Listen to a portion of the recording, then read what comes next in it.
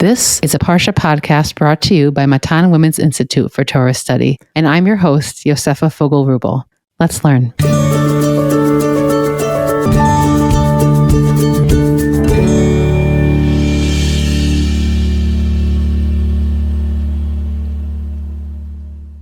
Welcome back to our Breshit series. These are our heroes, where we're exploring with our guests a central figure from each parsha, asking them what is meaningful, inspiring, powerful, challenging, and thought-provoking about their behaviors.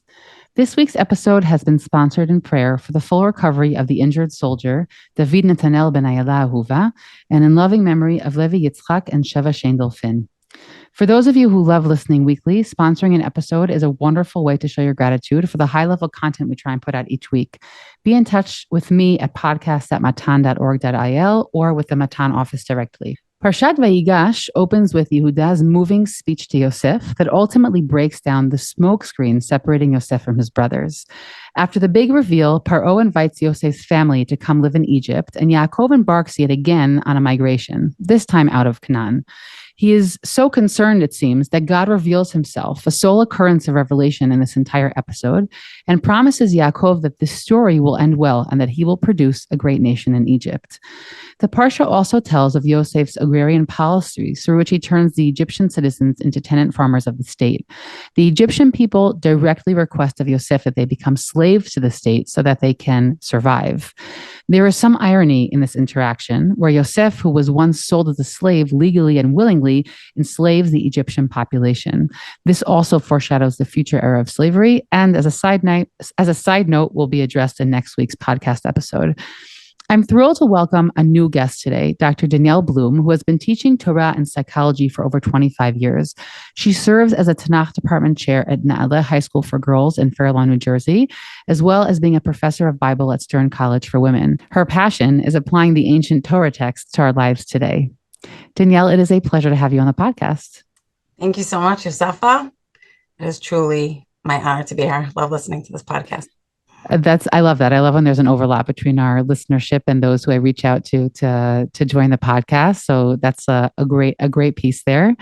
And, you know, our conversation today, as sort of I can see it unfolding, sits on this sort of axis that we've been dancing around, or maybe I've just been dancing around in my heart and I've been sharing it with our podcast listeners throughout the whole Breshit series, but sort of this axis of the desire, the need to utilize sort of like human understandings or even some sort of more formal psychological Torahs in order to gain insight into our covenantal stories, really understanding that these stories take place in the world of family, are dealing with family dynamic issues alongside this big role and their awareness of being part of this covenantal destiny.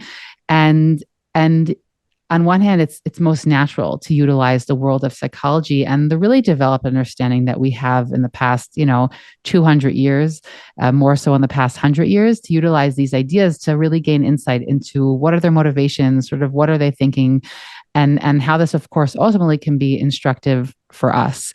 So I kind of want you to jump into that space of, because I know that you want to share with us some sort of modern perspectives and ideas that are going to hopefully enable us to see these stories, and specifically our Parshat Vayigash, to see it in a different way. Thank you so much. I actually, on a previous podcast, I think you mentioned this struggle as well. And I think those of us that love learning Torah identify with that in such a big way, because of course these are our avoda imahot. They aren't just like us. They're not our neighbors and our best friends. And yet I think so often about, if I try to think about how far back can I go of my great grandparents, maybe great, how much do I know about them? A few stories. And then, but Avram and Sarah's marriage, I'm ready to dive right in. I feel so comfortable with it. I'm familiar, and it's more real to me in so many ways, right? Even though it's thousands of years ago, that's what the Torah wants from us. So I think I loved how you expressed it. It was probably, I don't know, maybe even a month ago, probably, when you said that, but it spoke to me definitely how you said that. It's the balance between the two, I think, of the love and the respect, but also it's the realness that it brings, the immediacy that's speaking directly to us. I think, by the way, also a big difference. I love that to compare that to how we think about our, ancestors. Because I also, of course, would know very few stories to share about like my great grandmother, and probably embarrassingly not enough even about my grandparents themselves, because those stories are refracted through oral telling. And because the stories of the Avot and Imahot have been written down, it on one hand makes it more accessible and makes it feel as if it might be similar to other stories we have or ideas that are written down. But of course, there's obviously something at the essence of it that demands of us that we look at it differently. So that's such like an interesting parallel, because we just have some stories that we hear that get, refracted through the generations. But here, the written medium can be tricky sometimes. I mean, this isn't even exactly where I wanted to begin, but it's something I'm sure you're familiar with. Bruce Feiler and the famous article about intergenerational oscillating family narrative. Some families have that ascending narrative and some the descending. Things were great and now they're terrible. Things were terrible and now they're great. But those kids that grow up in a home that are able to articulate things were bad and better and worse, and now we're always, no matter what happened, we've always been together. Tanakh is the Jewish people's intergenerational oscillating family narrative. We need to be able to articulate this story. This is bigadol, what I'm trying to, the big perspective that I'd like to situate the conversation inside of. One of the most important paragraphs to me in the entire Torah is in Devarim Vav. Moshe is a few weeks before his death. And he says, Ki yishalcha bencha machar le'mor, your children are going to ask you, why are you keeping these mitzvot? And you better make sure that you have an answer prepared for them. I truly think that the Baal Haggadah quotes the beginning of the answer because he thought we knew the end of the paragraph. I wish he had gone to the end of the paragraph. Avadim hayinu leparo b'Mitzrayim. We were slaves to Pharaoh in Egypt, and God took us out, and he brought us to this land. He gave us these mitzvot. Why? L'tov lanu kol hayamim l'chayotenu kayom hazeh. One of my students made me a painting, and I hung it in my kitchen. L'tov lanu kol hayamim l'chayotenu kayom hazeh. That is the understanding. It's undergirds our keeping of law and our understanding of all the narratives also. These laws, these stories make our lives better. Immersing ourselves inside them, understanding them. That is, not that they make our lives perfect, not that they take away suffering, they improve the quality of our lives. And chayotenu kayom hazeh. That's why we're here. So often as a teacher, I've had students who feel that they make our lives worse. And if that's what's coming across, then we failed. We as students of Torah and teachers of Torah have to give that understanding. And I think you mentioned the last 200 years or 100 years. I would say even the last 25 years, we're so blessed. Because since Martin Seligman and the University of Pennsylvania and the whole world of positive psychology has been born, we have a wealth of research that gives us language to express things that we already know. So many of the elements that the Torah gives us, now we have research to back it up in terms of the beauty of the things that the Torah gives us. That's some of the things that I wanted to talk about today. But we could go on and on. Gratitude, empathy, talk about oscillating intergenerational family narratives. We always had one. Zachor, right? That's what I wanted to start with. But that's the big picture. That understanding, it's everything.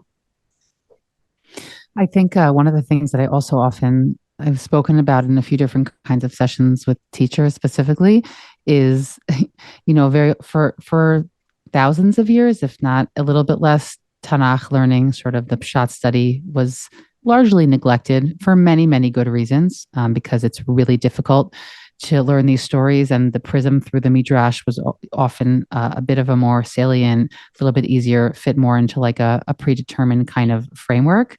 But one of the gifts of learning Tanakh, the text itself, of course, using commentators to understand it, but meaning through focusing on what the text actually tells us, is that one of the things it really shows us is the diversity of human emotion. Like even if you just take the idea of mourning, which, by the way, also comes up in a backhanded way in this week's Parsha, you see many different ways of the way people mourn, right? You have even David HaMelech just in his life, how he mourned a child that he really didn't even want, and then how he mourns a child who he loves very much. And you see like the diversity of how people express themselves. And that's just, I think, also like speaking about new languages today that we like to emphasize, and the diversity of emotion, and all those things, they're there, and you don't even have to like look so you don't have to look so hard. And there's many other things, many other elements of Tanakh that also challenge us, but I think that piece is really salient, that there's so much of, we now have a language to describe things that have sort of always been sitting in the Torah, and it's part of what makes the Torah like the most resilient guide, is that it sort of always seems to have elements in it that are related to the things that we're rediscovering in the world through other languages. Yeah, I love how you said that. So on that note, the first framework that I would introduce, and depending on how much time we have, we can keep on going forever probably. I think you even mentioned it last week on the podcast, Brene Brown's Braving the Wilderness. And part of what I love about that book is, first of all, the wilderness, okay? Midbar. Midbar is at the heart of Torah experience, right? The idea that you have to go into a wilderness to find yourself. We as a nation go into a wilderness to find ourselves. And the idea of true belonging, I'll read you her definition of true belonging, but the fact that Breshit is a book that begins with the question, Ayeka, right? Who are you? Not where are you located? Where are you, right? Not Afo. I'm not looking for location, right? Ayeh hasela ola, right? Yitzchak says, he's asking, why isn't there a sheep here? Not where's the sheep? Ayeka, God asks Adam, where have you gone? Where are you? Who are you? Right? That's a question that this book is struggling with. Every single character in the Sefer has to answer it. And the Avot and the Imahot have the advantage of God's voice. The stories and the characters that we're talking about today don't. And neither do we. And in our Parsha, Yaakov was once again going to the wilderness. And I think the characters we're going to focus on, of Yehuda, and if we have time, Yosef as well, are also the characters of wilderness. I'll read you just quickly her definition for true belonging. She says, it means belonging so fully to yourself that you're willing to stand alone is a wilderness, an untamed, unpredictable place of solitude and searching. It's a place as dangerous as it is breathtaking, a place as sought after as it is feared. The special courage it takes to experience true belonging is not just about braving the wilderness. It's about becoming the wilderness.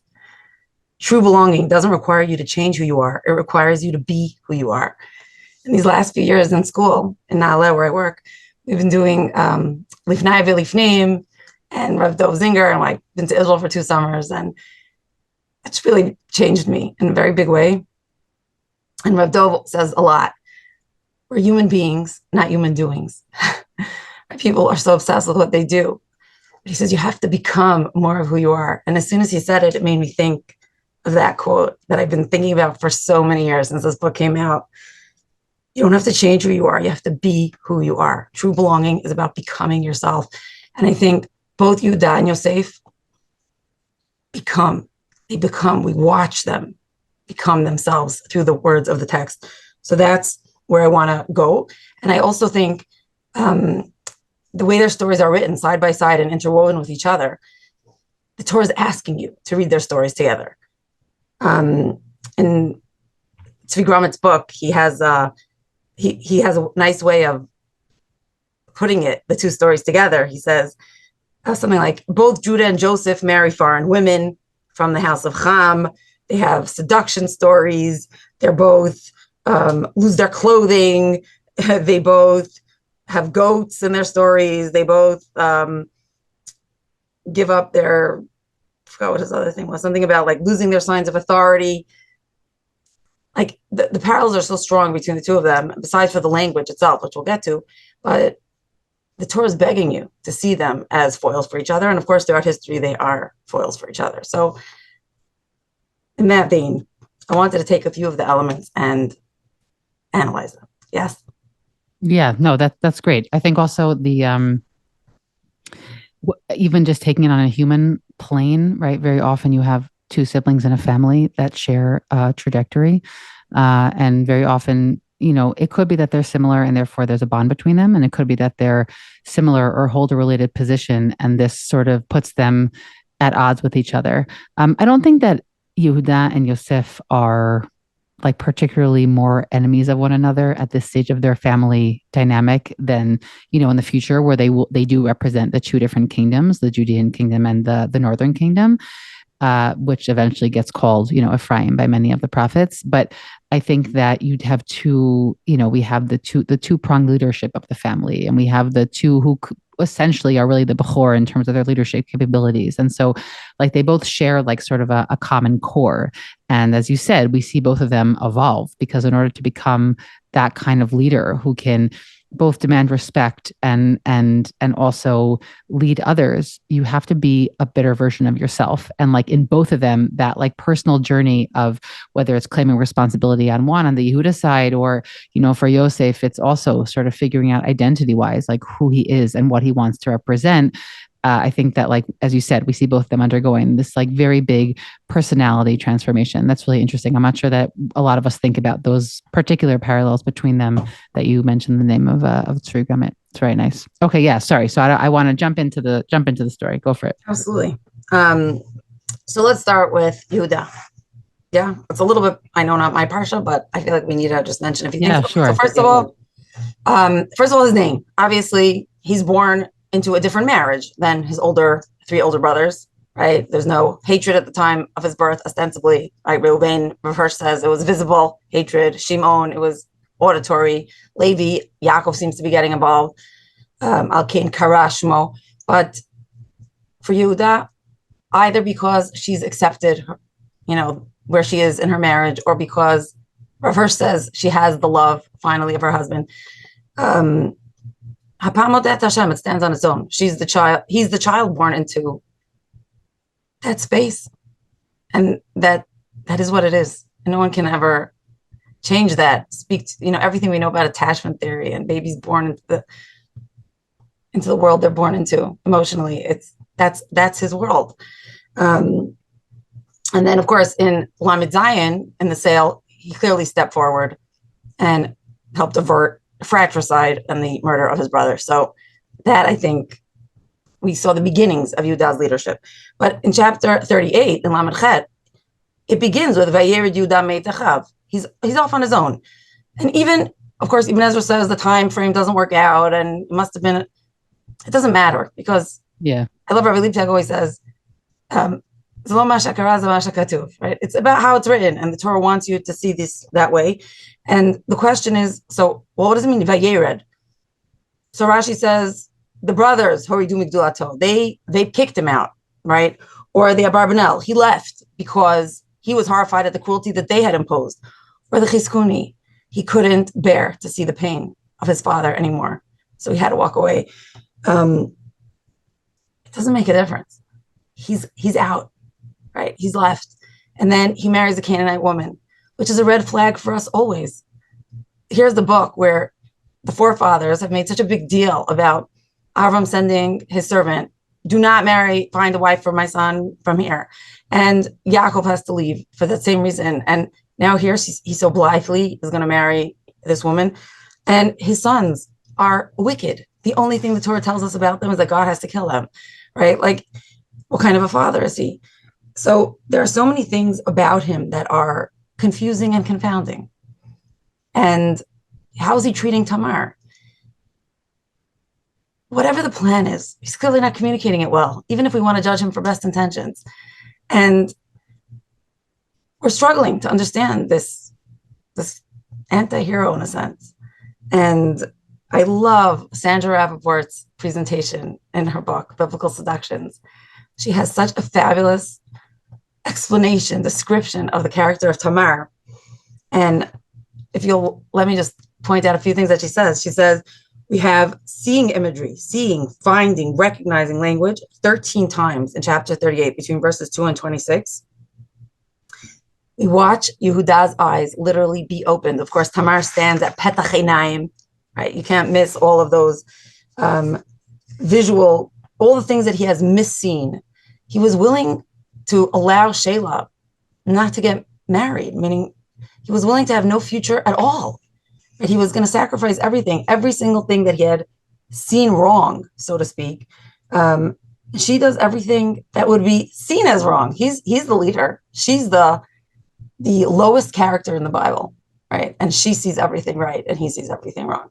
And it's her boldness, it's her bravery, it's her wild behavior, in a sense, her faith in herself that actually forces him into a position that for the very first time he has to do the right thing. And this is Brene Brown's first, or one of her big qualities of true belonging, which is taking responsibility. I have a quote from Stephen Covey that I always love. Stephen Covey says, "Until a person can say deeply and honestly, I am what I am today because of the choices I made yesterday, that person cannot say, I choose otherwise." That is unbelievable, right? So that speaks to the transformative power of taking ownership of our decisions. That's everything. And Sandra Rappaport's book, she writes, listen to this, it's so magnificent. She says, Tamar's audacity jolts Judah into behaving in a responsible and moral fashion, setting him on the road to reconciliation with his father and brothers. When Judah proclaims she is more righteous than I, tzadka mimeni, the Bible reader is able, through the clear lens of hindsight, to detect that this is the moment Judah begins to act like a leader. And one of the things that she says I always love is that we have two heroes in that story. She's the hero, clearly, but she gives us back Yehuda as a hero. In that moment, she gets him to reclaim himself. And moving forward, he's ready to step up. And Grummet also had a magnificent sentence, something like, in the past, he sacrificed his future for his present. And now, in return for sacrificing his present, he will receive a new future.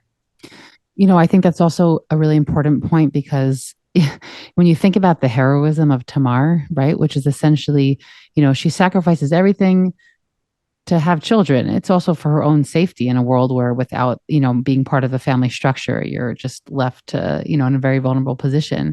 But you sort of think about it and you're like, okay, well, her heroism is that she had a child. And the answer is yes, because at this stage of the establishment of Am Yisrael, we're at that family stage. And we are told over and over again that these small gestures, like, risking everything to have another child, or working really hard to reconcile to a certain degree with a sibling, that it's these, again, in air quotes, like small gestures that we make within a family that ultimately build a foundation upon which we could do much bigger things.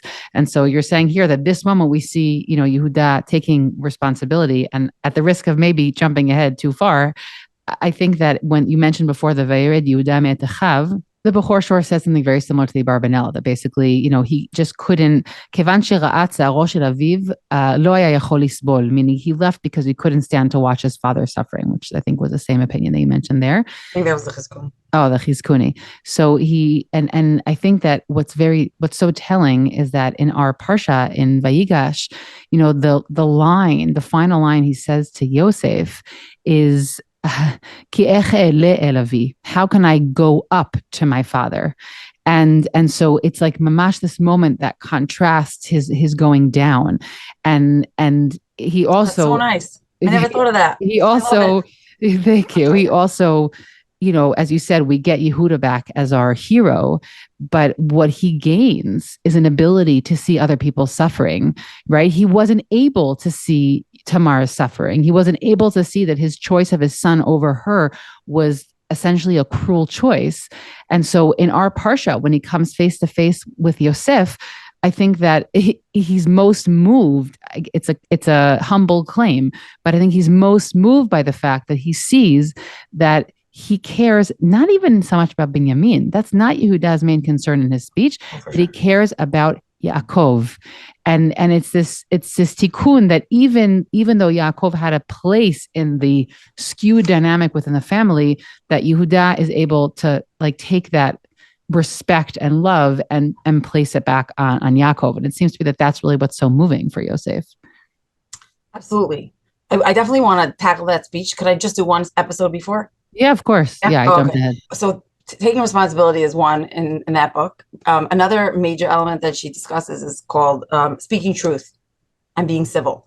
And I think Brene Brown. We're back at Brene Brown's theory. Yes. Right? Okay. She's Yehuda's the master of speaking truth, using language to affect the result that he needs. And I think we see it two fabulous examples. First, in chapter 43 in Mem Gimel, when he gets Yaakov to do what he needs him to do. So I would love to look at that episode, just a few little points. Yeah. And then, of course, in our Parshat with Yosef, that's the longest speech in all of Breshit. It's just stands on its own. But in chapter 43, just a few things that he does. First of all, of course, the fact they're desperate. They need food. They're starving, right? Shimon is back in jail in Egypt. And Yehuda steps forward to speak. And what Yehuda does is that he continuously refers to Binyamin as our brother, right? Even if you, our father, are putting him as you, Yaakov, are using Binyamin as in that favored son space. He's our brother, right? Even if he's your only remaining son, he's still our brother. We don't care. And I'm standing for that unity of brotherhood, no matter what. And at that moment, he steps back and he allows his brothers. Yaakov gets angry, and Yehuda allows the brothers to respond. It's brilliant. It's a brilliant tactic, in a sense, that the ire of Yaakov is directed toward them. They respond in that moment, and then he responds again, and he redirects once again in Parshat Vayomer Yehuda. And at this point, he does all the most outstanding. He focuses on the future. He talks about the children. He uses that word eravon, right, that he learned from Tamar. Anochi eravenu miyadi tifakshenu. Anochi. It's all on himself. And the part that I love the most is that he is the son of Yaakov, who has lost two sons, like his father. And he doesn't minimize his father's fears. He doesn't deny the pain of what it is. He understands it. And that's why he is uniquely in a position to be the one who's in charge. And at that point, Yaakov acquiesces. And I think that's why he's able to move him in the way that no one else can. And I think that's what the Torah wants us to see. And of course, in Yaakov's response, the fact that Rashi makes a big deal about it, the Ramban, when Yaakov says, he says, take the gifts and go, and right? And then he says, V'shilach lechem et achichem acher v'et Binyamin. He prays for them, and he says, God should help you and allow you to be successful. But he doesn't say achichem ha'acher, right? Your other brother, which of course is Shimon. And what always got me here is that Ramban says he couldn't say Shimon's name because he's so angry at him. He would have left Shimon because of what he had done in Shechem. He was so upset at him.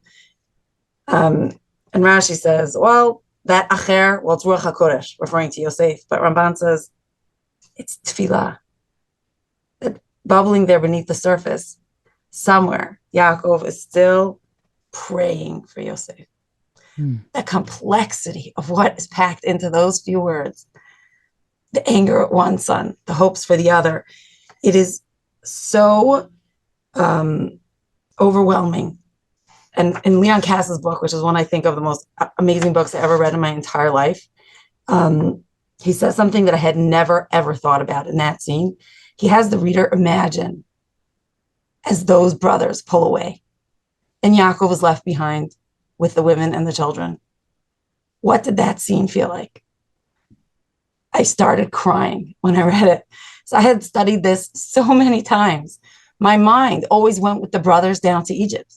I never once had the presence of mind to stay behind with Yaakov and sit with him there in that space. And he has a line, courageously, Jacob is now willing to risk total personal loss for the sake of a hoped-for survival of the clan and its future. Who among us could do what he does? He's left alone with the women and the children, an old man in perilous times. I mean, that description. And then he says this, which pierced me right through the soul. Jacob does not yet know, but we readers must not forget that his present suffering is entirely the gift of his favorite son, Joseph, Prince of Egypt. First of all, the one thing I would say is that, he has children left with him, meaning there is in terms of a comfort, if I'm thinking of putting myself in Yaakov's shoes, meaning he's at the risk of losing all of his sons, but I do hope that it would have been a comfort that he still has a large family that's with him, which obviously I wouldn't say to him in the moment, but I would think about it in the broader picture. But yes, the plans and the sort of these our question regarding Yosef's behavior and the process he creates here by creating this challenge to the brothers did create temporarily more challenge for Yaakov. That's certainly true.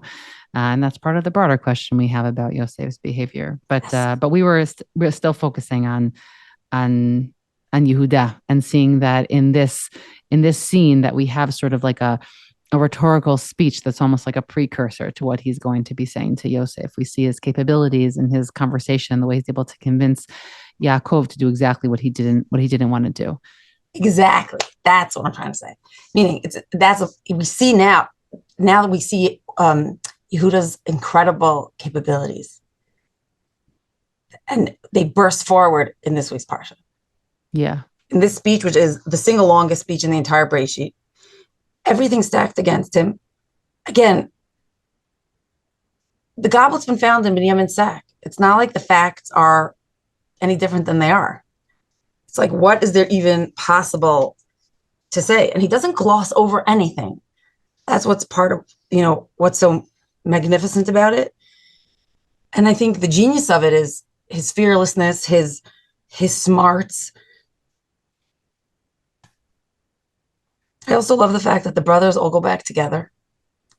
Like, they didn't have to, and they all, go as a unit. So there are just so many things that I think stand out. But just if we're going to focus on a few of them, number one, the fact that the word Avi, how many times the focus on the father, you mentioned it before. This isn't about Binyamin at all. Cass also points it out. He has a way of saying it, that Yosef has been so immersed in Egyptian culture at this point. He's in a world of master and slave. The Egyptian model, Egypt is a superpower of the world. I try to talk to my students about it. Like, it's hard to imagine what it was unless you start layering on, some of those archaeologists today, scientists today cannot understand how they managed to embalm the bodies to this level of success that they did. That's how powerful they were. Those pyramids were standing when Avram went down to Egypt. We still don't fully grasp how they accomplished what they did. Like, they invented the sailboat. They invented beer. They sourdough bread. Like, they were cutting edge. Literally. They thought they mastered all of nature, life and death. They were everything. They were the most advanced culture of the day. And Yosef was part of that world. That was his entire worldview. And Yehuda standing up after all this time and saying, this isn't a world of masters and slaves. This is a world of fathers and sons. You have the wrong allegiance. You're not understanding the space that we come from. And I'm not going to buy into your package of goods. I have a different set of values.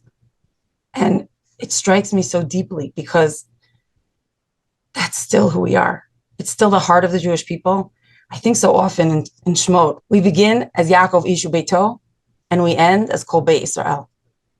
We're a nation comprised of interlocking families. We're not interlocking villages. We're not interlocking states or provinces. We are a nation of interlocking homes, and we still are. That formula, that's why it has to begin in Breshit. with a family, because that's who we are. And in this speech, that's what Yehuda is saying to him. I'm ready to give up everything because this is my father. And this is the model of what we're trying to build. Even, and I think maybe the most painful sentence in the entire Chumash, Kishnayim, my father said, Kishnayim yalda lishti, which, of course, we never heard Yaakov say those words, but it doesn't matter. Yehuda is willing to say it out loud. I understand that in my father's mind, this was his wife, and these are his two sons. We don't have any verses ever that say Yaakov loved Yehuda the most because he didn't. Yehuda knows what's real, and he says it out loud. It sounds like he accepts it. But for that father, I'm still ready to give up everything. And then Yosef can't anymore. That's what breaks him, because he's the one who's making his father suffer, right? He finally understands, first of all, that his father wasn't in on it, which we could question, how much of, seems straightforward in the Parshat that he did think that, but okay. But either way, the suffering he's been putting his father through, that side by side can't be denied anymore. In your description of sort of the showdown, right? It's not just Yehuda and Yosef. It's not northern tribes and, the future Judean tribe, but it's sort of a showdown between an ideology of power and hierarchy versus an ideology of family life and family and familial loyalties, which I think is like a really beautiful prism through which to think about this. And I think that it also is significant that this story for me always closes another circle, which is the story of Noach and his sons, because also there was like a violating seeing.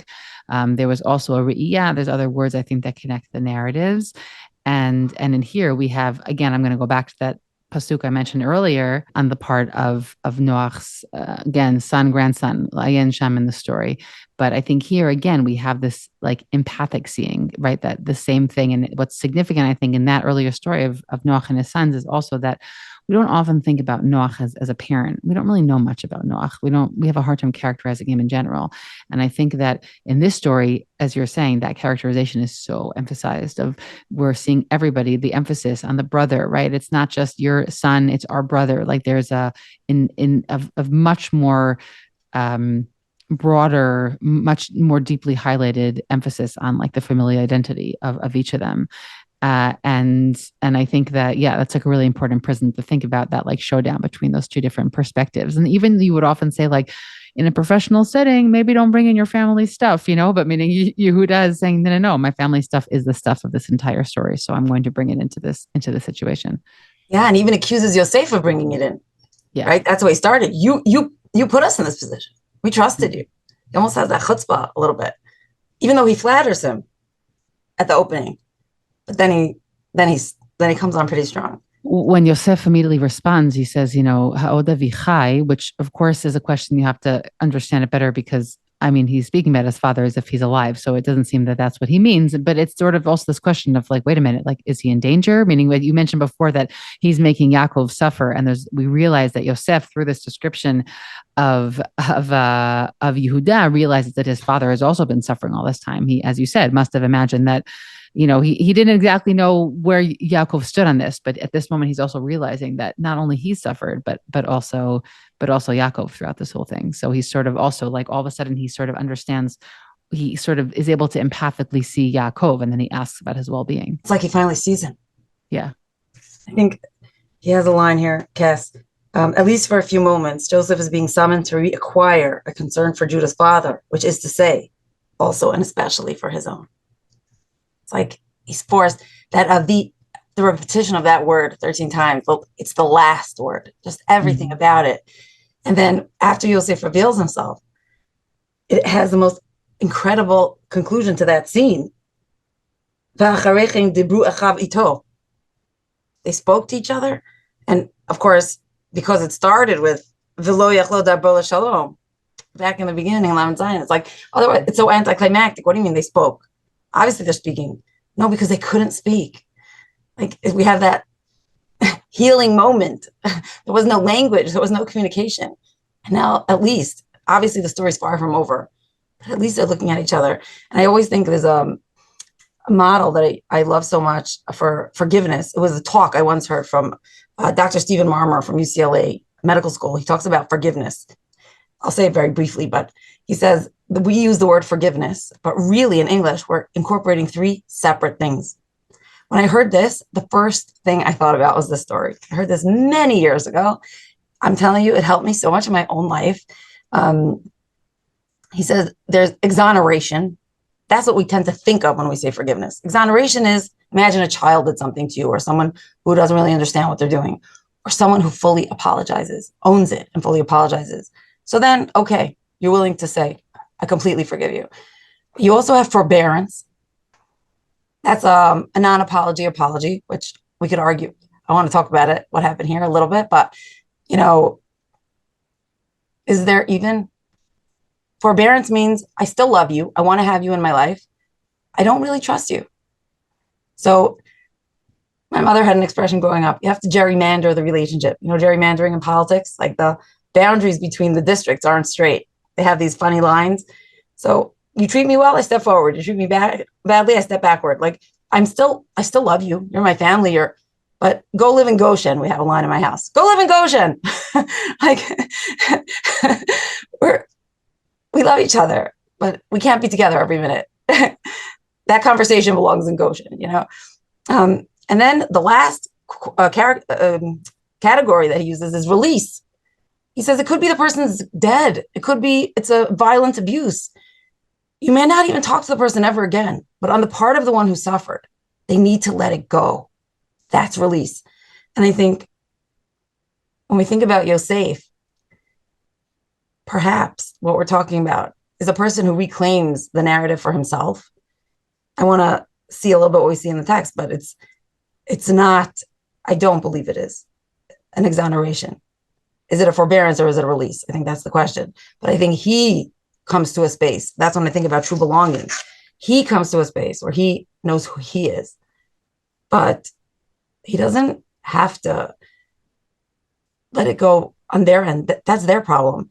And something that I think about so strongly in this Parsha, the fact that we have the beginning of the real galut because Yaakov has to go down to Egypt. And it really, on so many levels, is a full exile in a sense that Ve'el Shmot is Ve'el Shmot, right? It's the real beginning. It's the exact same words as Shmot is going to begin with, right?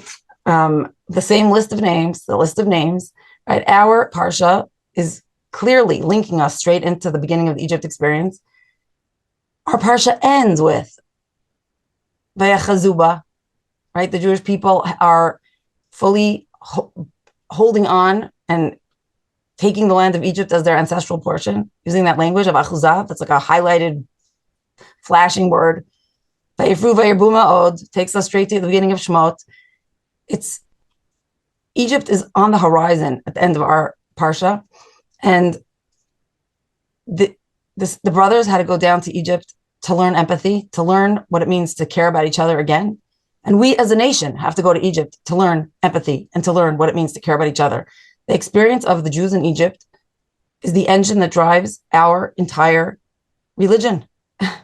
That's everything.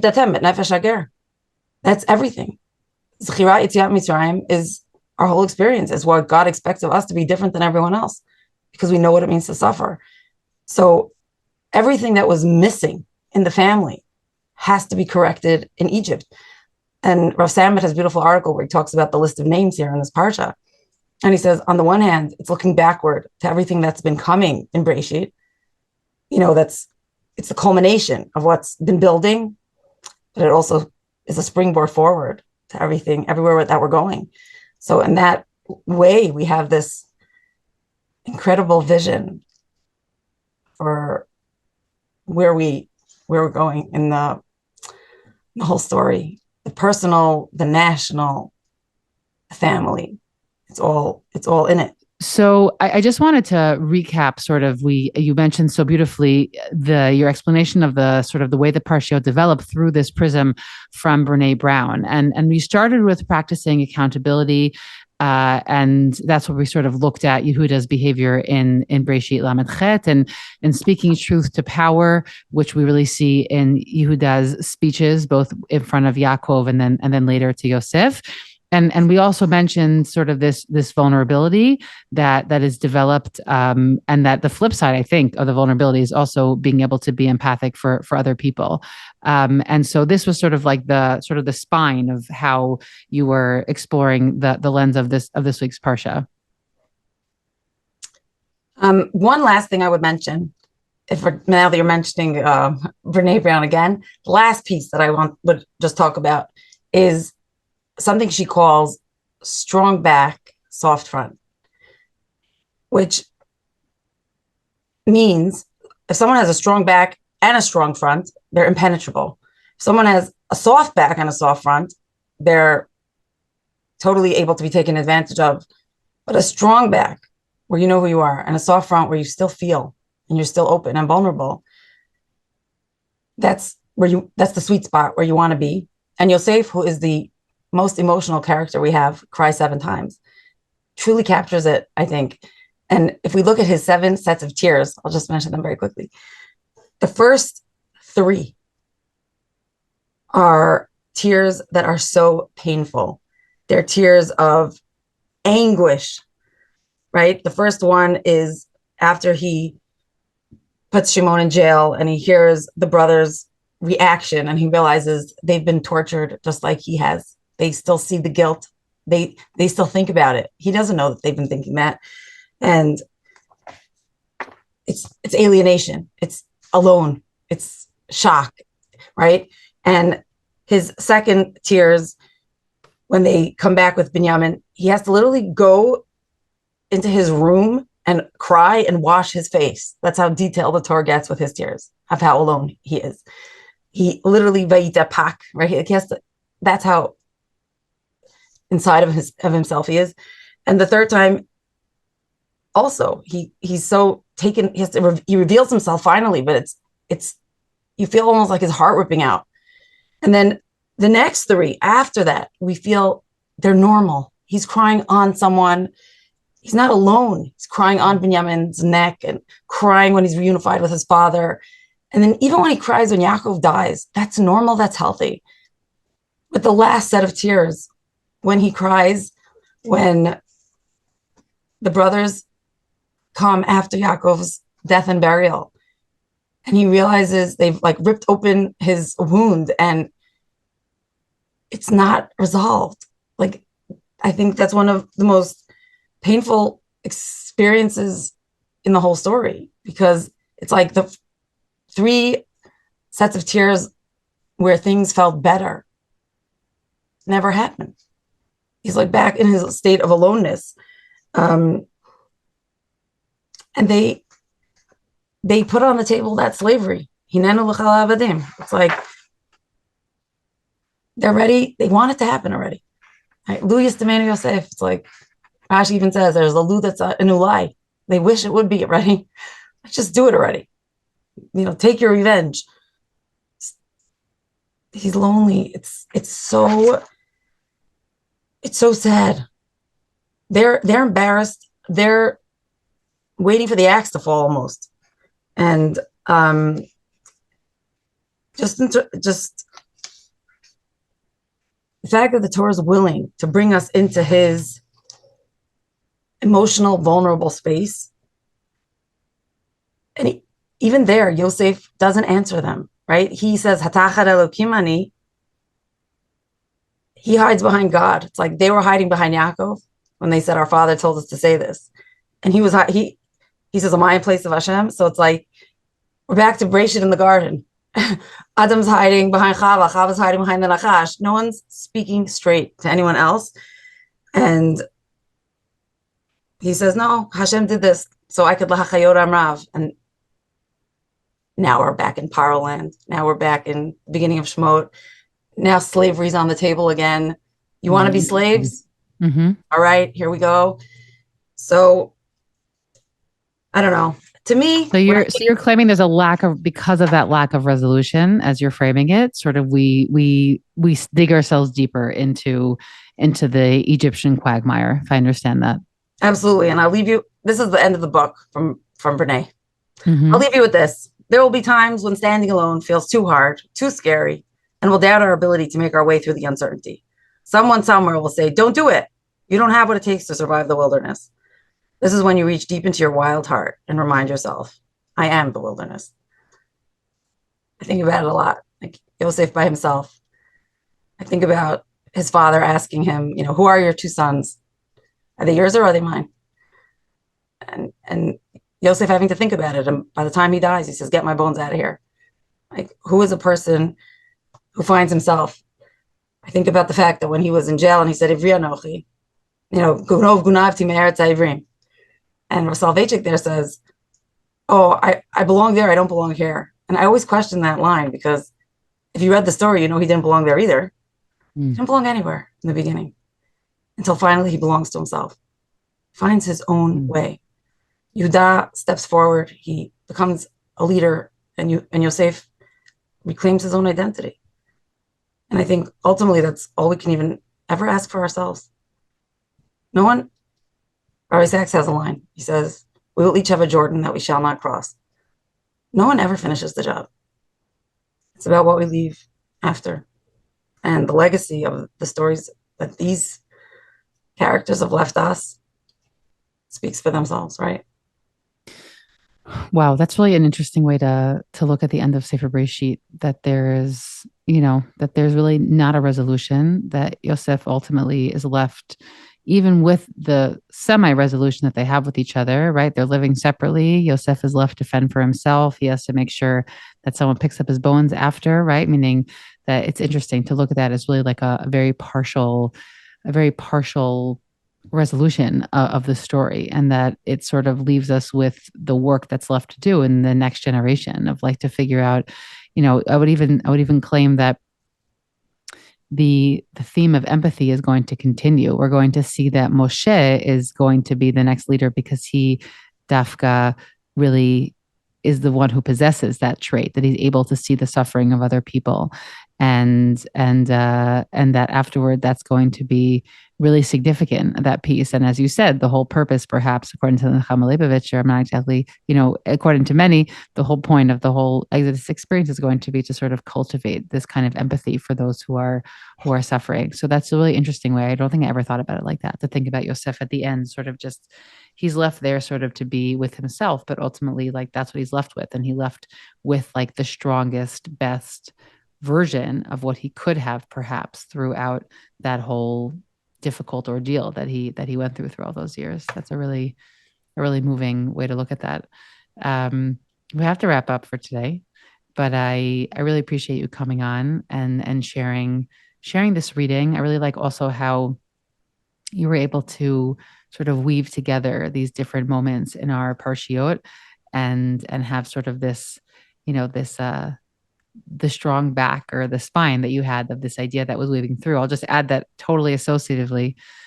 I was thinking about the opposite version of that, which is that Hashem says that you can't see my panim, but you can see my gav. That, when it comes to human relationships, we might aim for having that backbone, but also being soft and open to other people. But when it comes perhaps to a divine relationship, we're really supposed to be seeing, only for Moshe. If we're just regular humans, we don't really see anything. But for Moshe, he could see God's strong back, but he's not really allowed to see his front. That image kind of came up for me there. So that was great. But thank you so much for being here, really, and for bringing a new voice to the podcast. Thank you so much. It was so nice meeting you.